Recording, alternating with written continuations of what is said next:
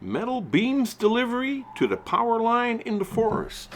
Hello there everybody and welcome back to OpenFed Gaming and another exciting, slow-paced episode of SnowRunner.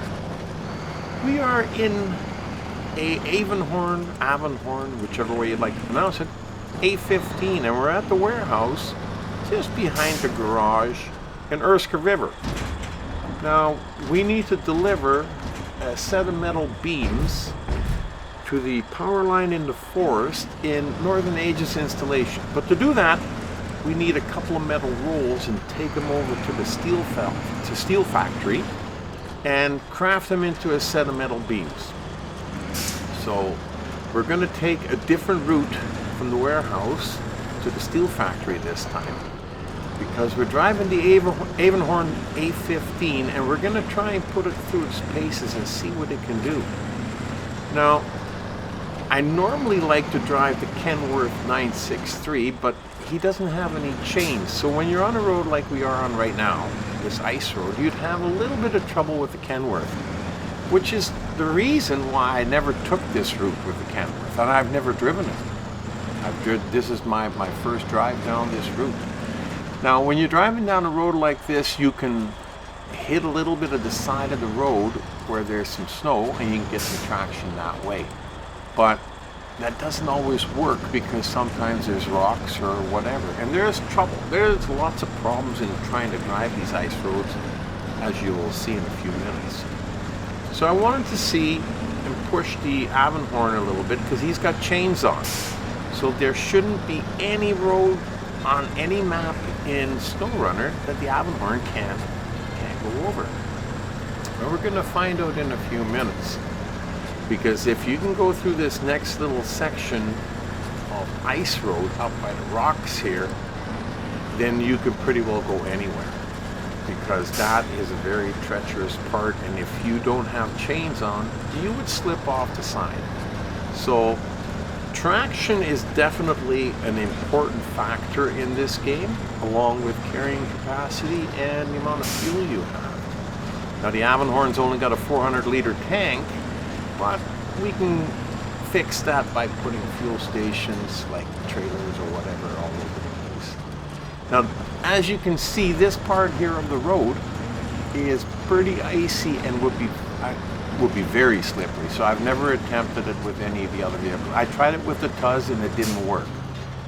I couldn't get across it. But the Avenhorn doesn't seem to skip a beat. He never spun its tires, not one iota, not a problem. So that's awesome. I'm trying to figure out which one's the better truck, the Avenhorn or the Kenworth. And what we're going to do in the next few upcoming videos is we've driven the Kenworth quite a bit, so we're going to try and push the Avenhorn through its paces in some different areas of the game, in the mud and in the snow. I don't compare them head to head, I just compare them in the tasks that I have to do to see which one would be better. And this time we know we could have done this with the Kenworth, but we would have had to take a different route. So I wanted to see if we could go the shorter route with the Avenhorn. Now this is a pretty strange looking bridge. It's a little tilted to the side, and when you go across, you have to make sure that you turn your wheels to the upside of the tilt, because you will slide over to the right here if you don't. So you're constantly got to try and steer a little bit to the left. And then we got a little bit of section of snow and mud here that is fairly deep, but the Avenhorn chugs right through it. Not much of a problem. It's got all-wheel drive and the diff lock on all the time, so it's got some pretty good traction. Although when the snow gets really deep, you do tend to have a little bit of trouble with it, as we'll see up the road a little bit. But as far as just climbing over little hills like this and going through the mud, it's pretty good. So, and it's, man, I tell you, that snow is pretty deep there in a few places. So, anyhow, we're got to get up to the steel factory. There we're going to drop off these metal rolls and we're going to craft a set of metal beams, and then we've got to go over to the tunnel to the Northern Aegis Installation which is where the power line in the forest is. As soon as you get into the other map, you're almost there. You don't have very far to go. So most of the journey is going to be in this map here, and it's a new challenge for the Avenhorn, you know. But like I said, that's what makes this game so interesting. You can set it up whichever way you want to and play it whichever way you want. You know, you can have this truck and go to any map that you want and use it there if that's what you like to do. There is no wrong and there is no right. Whichever way you like to play it to get the most fun out of the game, that's the right way for you. And that's all that matters. Now over here, we could have followed the tracks basically, and they would have gone a little bit more to the left, but I've done that, and I've been stuck in the snow between the boulders for quite some time. Now you do get stuck in places like this once in a while, but it's just a matter of finding the right angle, and she'll climb right out of it again, as you'll see in a second here.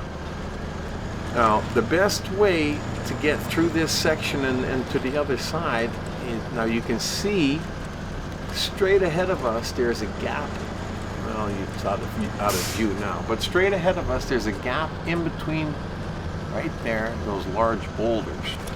But there's a tree that lays across the gap, and it's really hard to get over that tree and get through it. So I found the better way to go is just to stay on this side and go to the right of that big rock cropping that's on the side of the gap.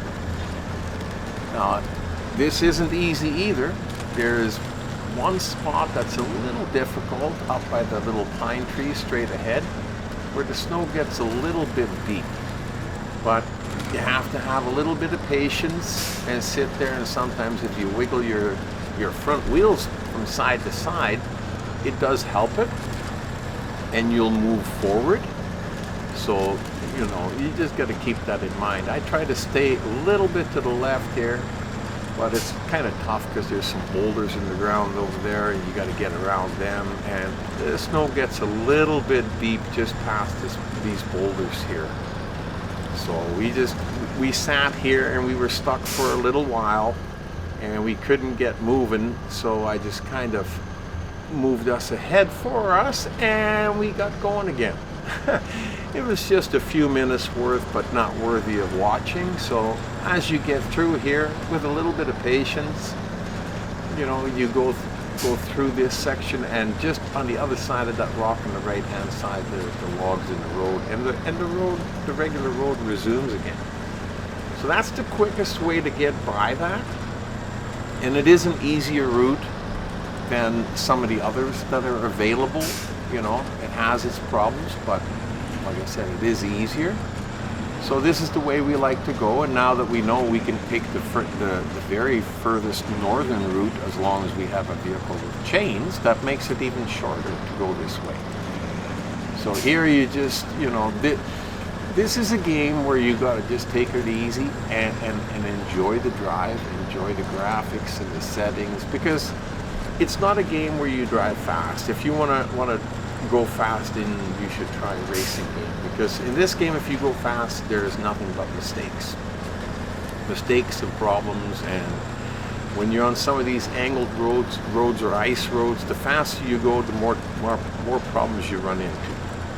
So just take it easy and enjoy the game for what it is as we're coming up here.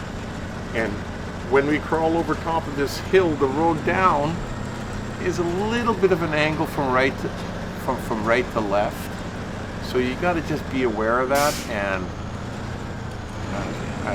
as we get through, you got to wait there for a second. But this road here, where it curves, it's a little angle to the left, so just take it a little bit slower and you'll be fine. Like I said, if you're going a little bit too fast here and you hit this dip a little bit harder, it will flip your truck. I know, because I've done it, and I don't want to do it again, because frankly speaking, flipping your truck is not a lot of fun, except for the people that are watching you do it. But for the driver, it's not a lot of fun. So we're going to try and take it easy as we're going to turn right here and try to stay out of the main part of the intersection's mud pit. You can bypass it a little bit. You don't want to get stuck in there. And then we're going to go up the road where we will eventually end up at the steel factory. It's an absolutely gorgeous game. This Avenhorn A15 has only been in my fleet for a little while, which is the reason why I'm trying to use it a little bit extra so I can see how good it is and what it will do. Now, it's very thirsty. It drinks a lot of fuel. It does have a 400-liter fuel tank and another 160, I believe, on the bumper. Now, if you have a fifth wheel hitch on the back, then you could put on the maintenance module, which carries another 300 liters of fuel and I think 100 repair points. But the minute you put your flat deck on, you lose the space for that maintenance module. And you also don't get to have a crane. So it's 6 of one, half a dozen of another. If you don't mind pulling a trailer, you can have the fuel module and a crane.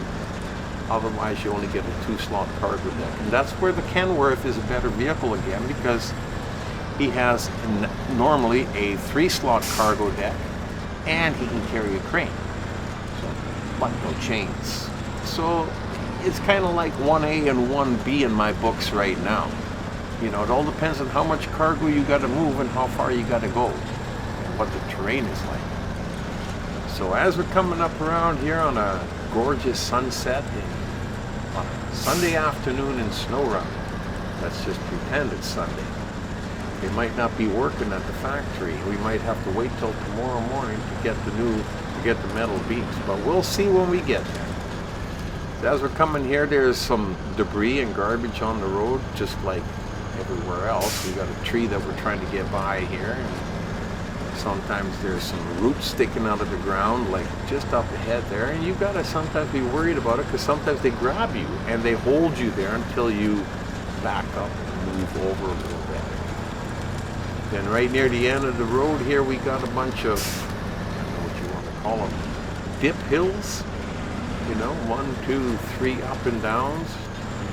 And when you go through here with the Kenworth, because I've been up here, you do tend to get almost high centered on those hills. Not with the Avenhorn, which is another big difference with the Avenhorn and the Kenworth. Is this one's got a lot shorter wheelbase, which makes turning and pulling a trailer more efficient, more fun, I think, than the Kenworth. It's just too long. Anyhow, as we're coming up here, we see our trusty Tuz Tataran is sitting there waiting, our scout / mobile fuel station / rescue vehicle. I put him up here earlier because I knew it was going to take a lot of fuel on this truck, and I figured, well, why not be prepared? We used 175. We still got the 160 on the bumper, but if we can put the Tuz up here, we can refuel from him and make sure our tank is full too, just in case. I mean, we might as well. So we're going to do that first. And we got 370 liters. We're going to take some out of the Tuz's roof rack and finish filling up the tank. Then we're going to go over and deliver our metal rolls and get our metal beams. First we deliver the rolls.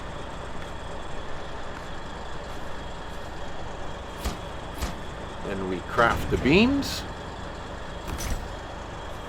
And then we package the beams, or load them, and then we change our daytime to morning so that we can see where we're going, and off we go.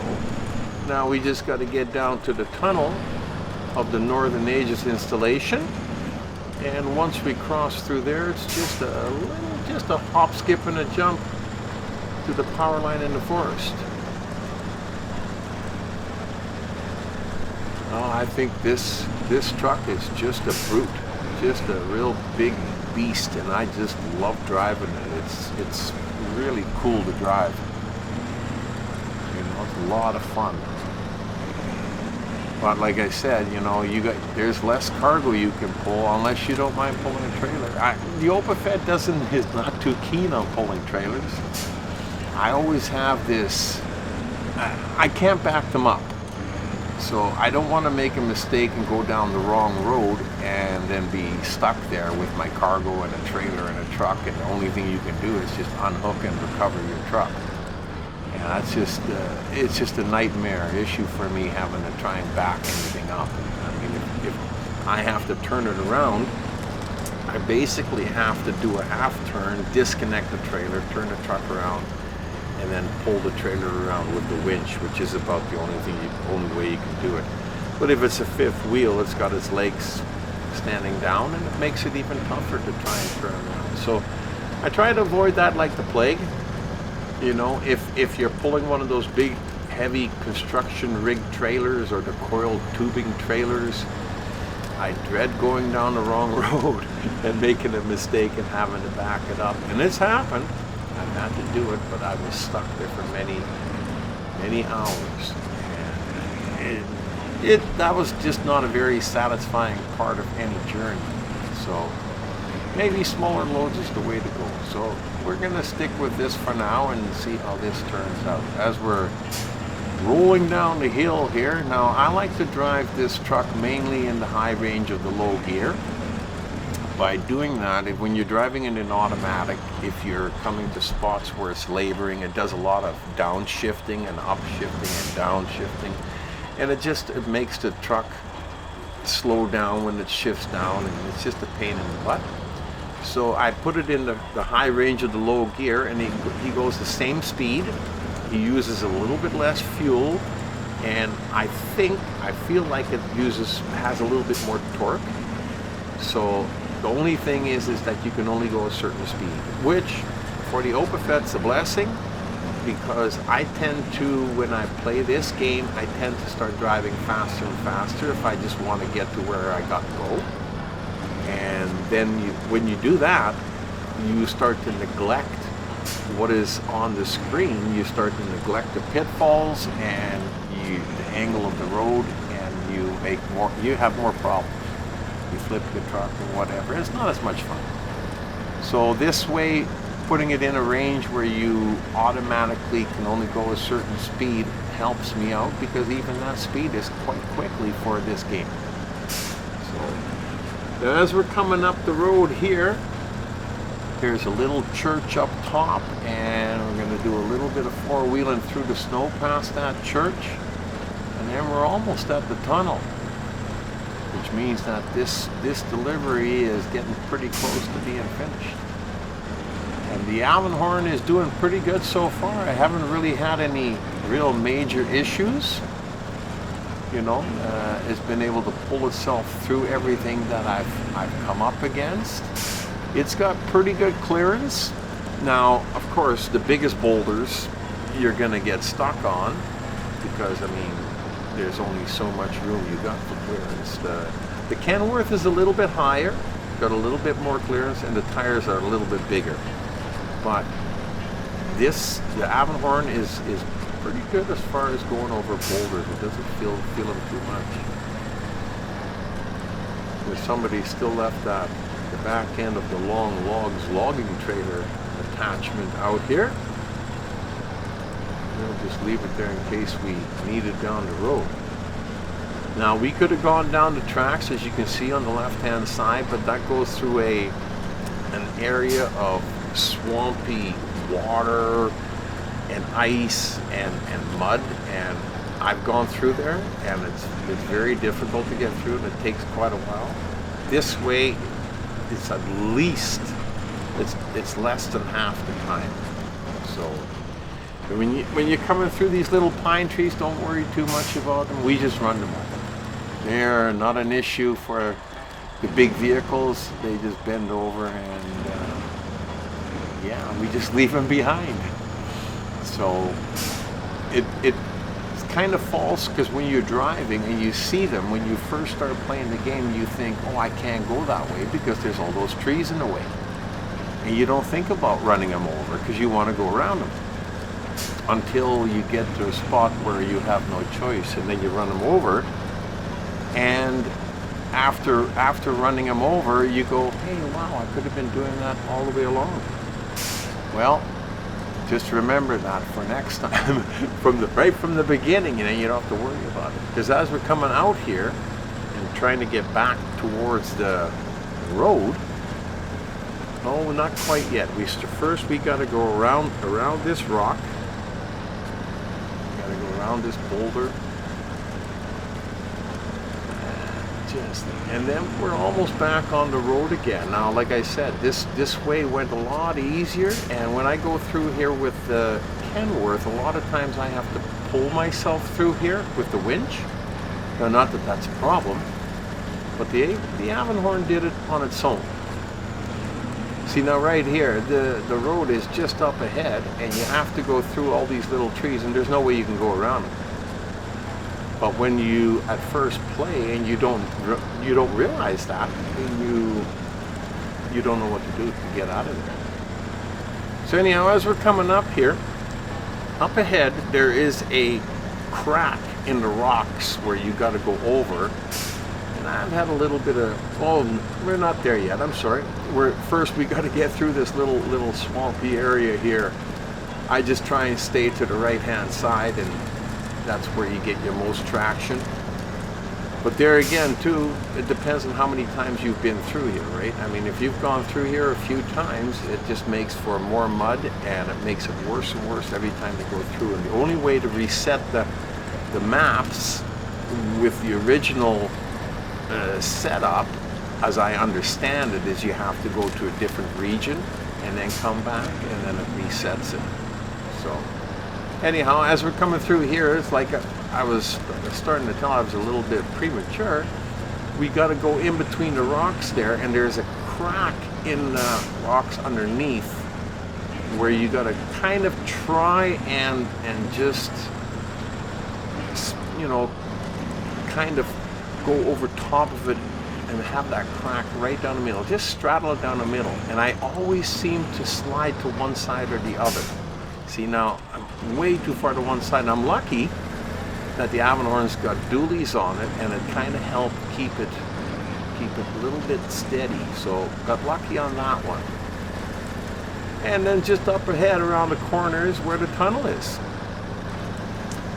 So all in all, I think that the trip from the warehouse to the tunnel, the Avenhorn did just as well as the Kenworth, and maybe even a little bit better in some places. So I do believe his capabilities of carrying cargo, traversing the terrain, is as good as the Kenworth, if not better.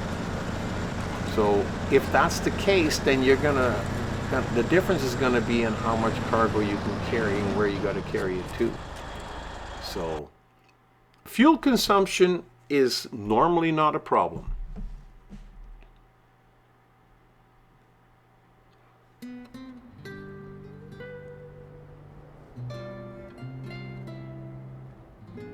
Back in Northern Aegis Installation.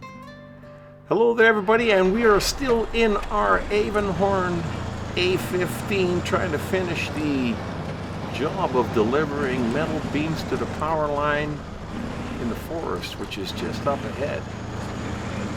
Now just down this little hill here, we got a little passage by some boulders, and normally I try to climb the middle rocks a little bit because the road is so angled. So I try to climb the rocks, and I usually don't have too much of a problem getting over these boulders with the Kenworth. Now the Kenworth has big tires, really big tires. The Avenhorn a little bit smaller, and it looked like it was going to be okay. And then I get high centered on it. Now that happens sometimes, and when that happens, all you can do is see if you can pull yourself up with the winch. That didn't seem to work too well, and then you can try and go back and forth a little bit. Wow, this has never happened to me before. This is the first time I got stuck on these rocks. Okay, so we'll go back a little bit, and we'll try again at a little bit of a different angle. Oh, and that seemed to work. There we go. I don't like trying to trying to cross over those rocks further to the left because the road is too angled, and then you end up flipping your truck, which is another thing I have done over there, which is the reason why I do it this way now. So now when we get up here, we got a fuel trailer on the left hand side there up top, but we still got 227 liters left, and we don't have too far to go, and we still got the bumper fuel. So we're just going to go with what we got. There's no point in taking the leftover fuel out of the trailer when you don't need it. Now over here, this passageway is always a little quirky because you got to try and kind of squeeze in between these rocks, and it pushes your back end over, but you get through it. Now straight up ahead is a crossing that's covered in water, in fairly deep water, so we take a shortcut over here. And even though the shortcut's a little tough, if you take it slow enough, you're not going to get any damage, and you should be okay. It makes a big difference doing it this way rather than if you would have gone through that water hole, and then you would have had to try and climb out of it on the other side there, going up the road, which is also at an angle from side to side. Trust me, this way is much, much easier. See, just like that, you just take your time. Now, and for the Avenhorn, it was not that difficult. For the Kenworth, a little tougher again, because it's a longer truck. The frame is just a little bit longer, and it makes for a little bit tougher time going around those little corners. So now the Powerline is just up ahead here, and this again here, another ice road, making the Avenhorn with the chains on the tires the better choice, I think. So I think we did very well overall with the Avenhorn. I think we got a good truck here. He's at least as capable as the Kenworth. Whether he's better or not, we haven't decided yet. But I do think he is at least as good as the Kenworth. Well, really enjoyed this quick little delivery. I hope you enjoyed it and got some tips and tricks out of it. Maybe you just watch it just for the fun of it, and I hope you enjoyed it then just as well. I hope to see you back again and see you with the finish of this We Have Contact contract, where we deliver the concrete blocks to the fallen Powerline. Should be out in a few days. You have yourself a great day. You've been racing and running in the snow with me, the Opafed.